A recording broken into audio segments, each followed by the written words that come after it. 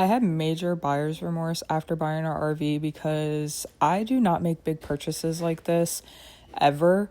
And this took me a lot of time, energy, prayer, fasting, a lot of money, a lot of saving, and living even more below our means than we already were on a regular basis anyway.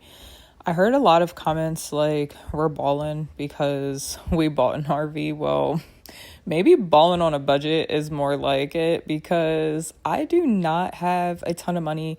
I did not go in there and just throw down 50 grand on the desk and say, give me that RV, please, and walk out. As much as that story sounds like it would be great for me, and I'm praying one day I will be able to do something like that.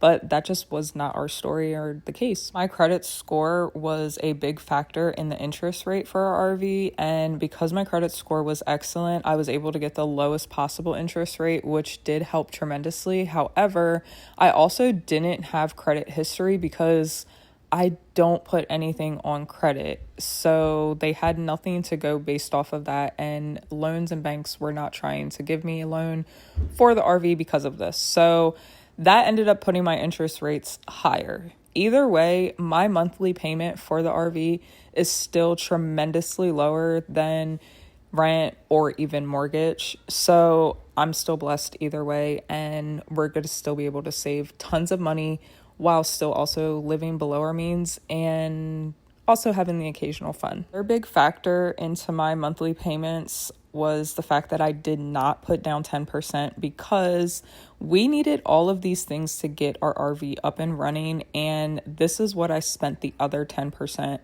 well, the remaining of the 10% on were what you see here, me unpacking everything that we're going to need for the RV, the essentials, all the things that aren't so pretty, but you absolutely need them to make life easier and, of course, to have longevity on your RV. And I want to take care of it because this is our home.